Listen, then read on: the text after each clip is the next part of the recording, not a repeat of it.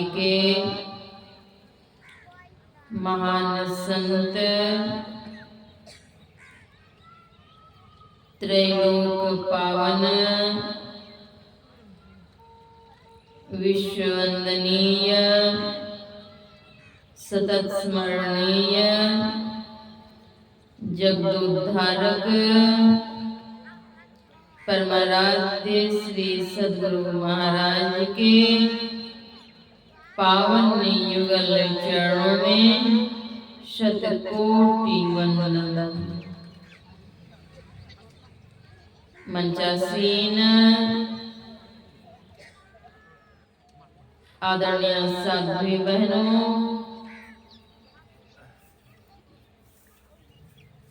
संत मत सत्संग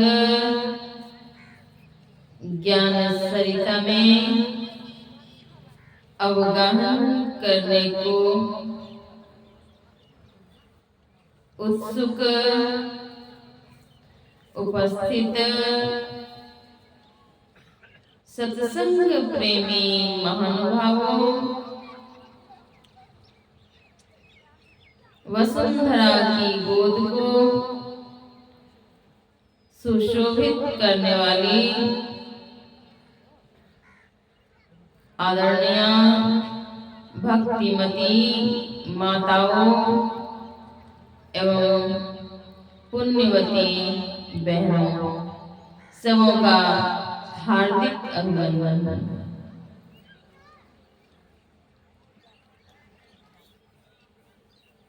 परम प्रभु की विशेष कृपा से हम सभी सत्संग में उपस्थित हैं। ज्ञान गंगा का उद्गम स्रोत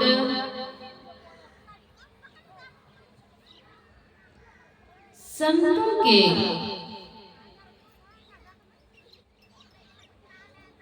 चरण रज हैं। ज्ञान गंगा में अवगाहन करने से भक्ति और मुक्ति मिलती है। अभी हम लोग ज्ञान, भक्ति और मुक्ति की त्रिवेणी में अवगाहन कर रहे हैं।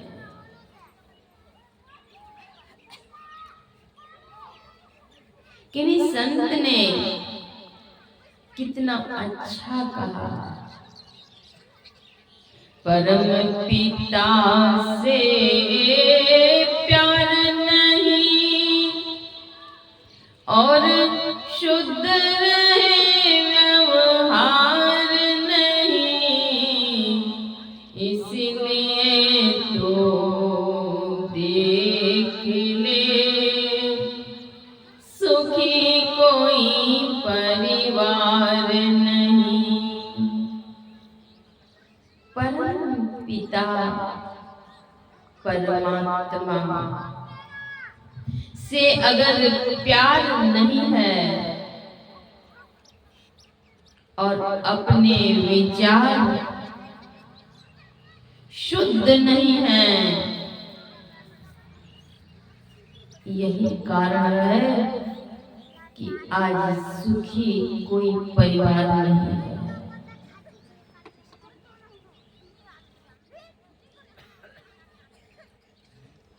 प्रेम की धारा सर्वेश्वर ने सबके भीतर दी। उसका उपयोग कैसे करते हैं, उसके अर्थ को कैसे समझते हैं, आपके मस्तिष्क के ऊपर निर्भर है।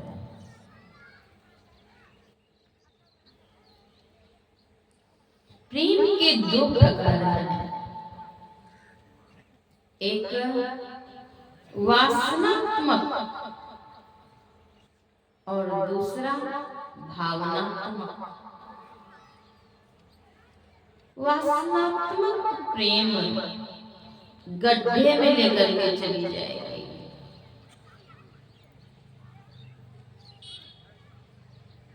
किसी के प्रति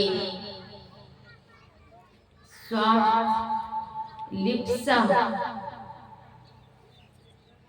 यह वासना रूप, रस, गंध, स्पर्श और शब्द, इन पंच विषयों से ग्रसित, पंच विषयों में लिप्त होकर के जो इच्छा, आकांक्षा, वासना रख करके प्रेम करते हैं, वह वासनात्मक है। भावनात्मक प्रेम ईश्वर से प्रेम, ईश्वर की संतान है, ईश्वर द्वारा निर्मित यह सृष्टि है।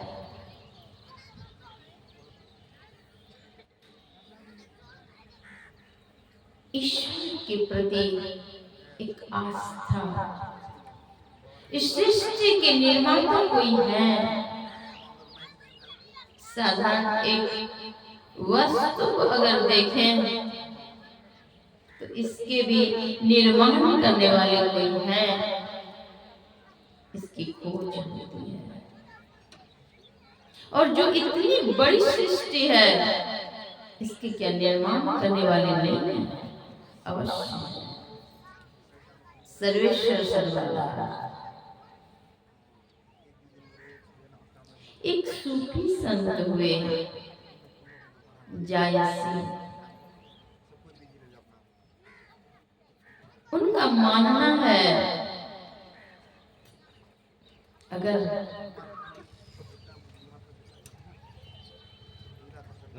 को शांति कीजिए, अगर ईश्वर की संतान को हम पीड़ा देते हैं, वह पीड़ा हम ईश्वर को देते हैं। चराचर जगत में जितने भी प्राणी हैं,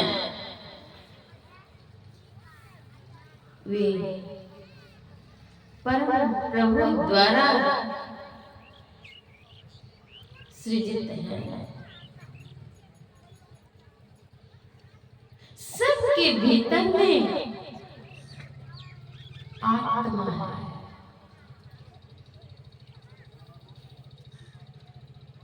अणुरूप में और विभु रूप में परमात्मा है। जीवात्मा प्रभु का अंश है, और इन अंश को अगर हम पीड़ा देते हैं, कष्ट देते हैं, तकलीफ पहुंचाते हैं,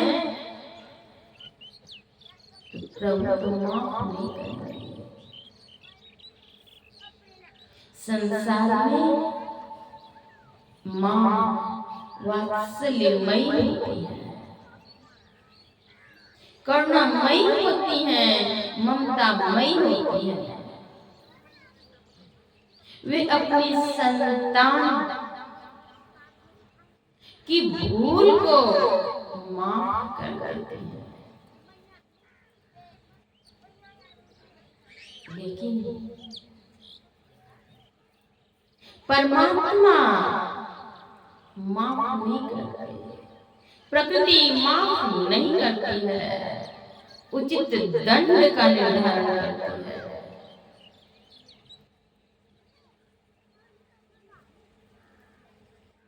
कोई बकरी, मुर्गी आदि जीव की हत्या करता है, निर्मम कठोर प्रहार करके बधिर मूक प्राणी, निरपराध प्राणी की हत्या करके उसका मांस भक्षण करते हैं। मनुस्मृति में अष्ट घातक की बात आई है।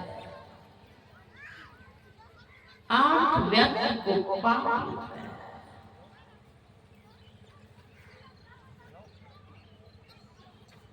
बनाने वाले, परोसने वाले,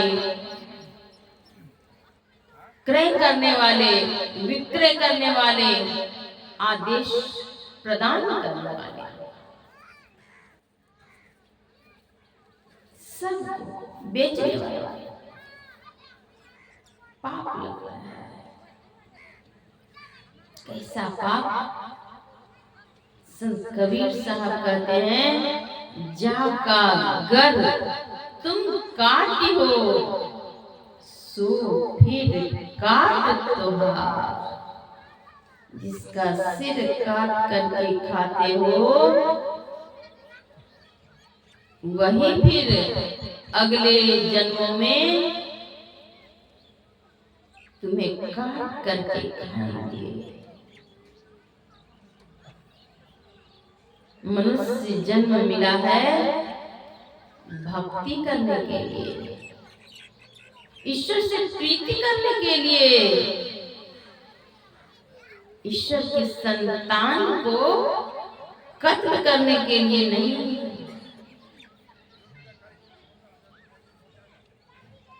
संत कबीर साहब कहते हैं, संतो मानुष तनु बौराना, मनुष्य तन बावरा हो गया। बावरा मतलब पागल, बावरा हो गया। क्यों? एक बकरी का बच्चा लाए ताही खिलावत दाना। एक बकरी के बच्चे को लेकर के आते हैं, उसे कुछ दाने आदि खिला देते हैं। एक बकरी का बच्चा लाए ताही खिलावत दाना, और शीश काट धरनी धर देवे, फिर मांगे वरदाना। संतो मानुष तनु बौराना। एक बकरी के बच्चे को लेकर के आते हैं, उसे कुछ दाने आदि खिला देते हैं, और खिला करके फिर उसे उसके गर्दन पर चाकू चला देते हैं। अपना बच्चा के मुड़न करावे, चाकू लगने न पाए। बकरी बच्चा के गर्दन कटावे, तनिक दया नहीं आवे कसैया के। अपना बच्चा का अगर मुंडन कराते हैं, हे नाई महोदय, खरोच नहीं लगे, बच्चा कोमल है, अवस्था छोटी है, चाकू नहीं लगे।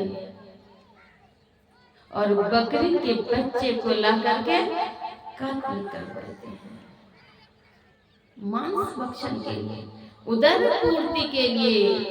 प्रभु ने इस संसार में रंग रंग के कंद मूल फल खाने को दिए। क्या नहीं दिए प्रभु? समय समय पर सब कुछ विविध प्रकार के फल फूल खाने को दिए, अन्न दिए, जल दिए, मेवा मिष्टान्न दुग्ध घृत इत्यादि दिए। लेकिन अज्ञानी प्राणी मांस भक्षण में सुख मानता है। कालांतर में दुख होगा, व्यथा होगी। संत त्रिकालदर्शी होते हैं, संत अंधेरे में टटोल करके कोई बातें नहीं कहते। संत कबीर साहब कहते हैं, कहता हूँ कही जात हूँ, कहा जो मान हमार, जाका गर तुम काटी हो, सो फिर काट तुहार, फिर से तुम्हारे सिर को काटेंगे।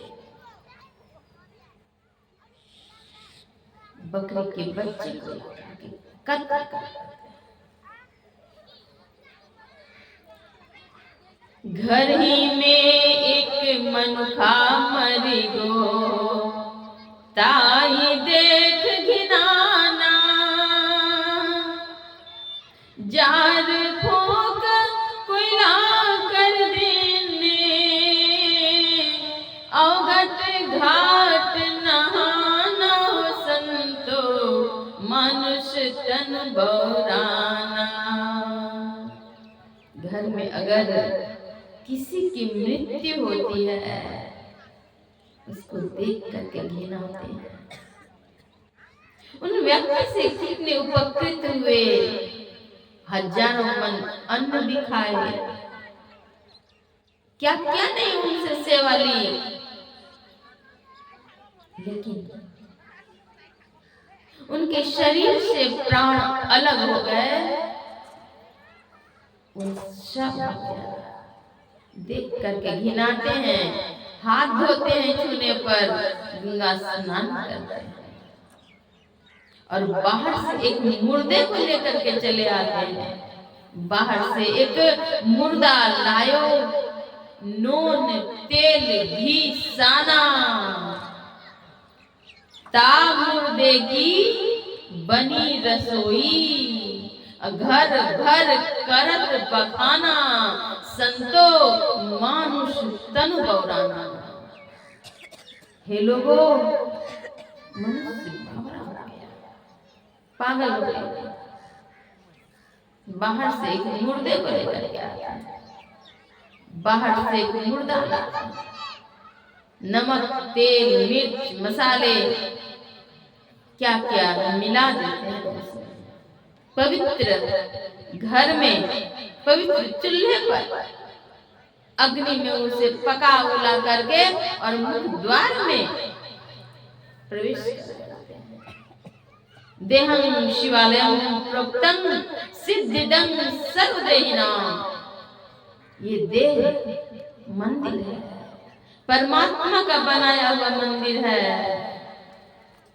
कोई ठाकुरवाड़ी में लेकर के जाकर के बैठ करके मांस नहीं खाता, क्यों? प्रभु का मंदिर है, कैसे खाएंगे? और यह मंदिर पंच भौतिक शरीर आपने नहीं निर्माण किया, परमात्मा द्वारा निर्मित है। इसी देह में सभी विद्याएं मौजूद हैं, सभी तीर्थ मौजूद हैं, इसमें प्रवेश करते हैं।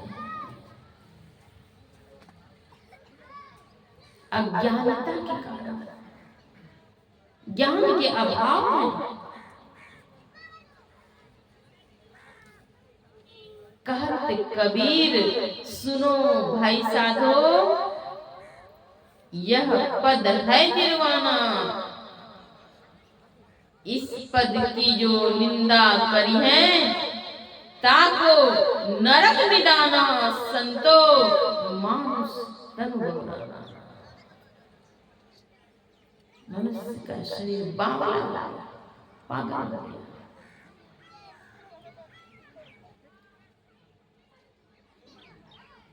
संत जन चेताते हैं। सदगुरु महर्षि में ब्रह्मर्षि महाराज कहते हैं, मांस मछलिया भोजन त्यागो, सतगुण खान पान में पागो, सहित तंबाकू नशा है जितने, तजन योग्य तज डालो कितने। सब त्यागो, त्यागना योग्य है।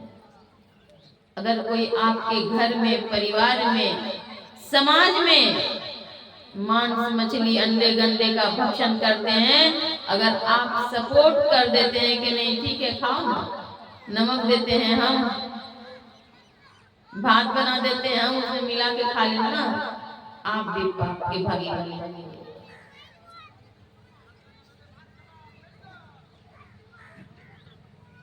आप उन्हें समझाइए